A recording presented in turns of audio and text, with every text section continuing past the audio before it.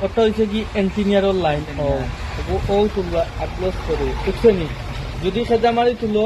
তাহলে পিন সুদ্ধা উঠে যাব পিন সুদ্ধা উঠলে তাদের ও প্লাস ও মাইনাস অনুযায়ী তারটা নিয়ে লাগাইতে হইব নিয়া মানে ওটা হইছে কি চার্জর রেবন মাউথ স্পিকার রেবন ও হালকা করি ও তুলবা তুলিয়া এর বাদে এটা কোনো স্পিকার থাকে ও হো ওটা দোসাই ও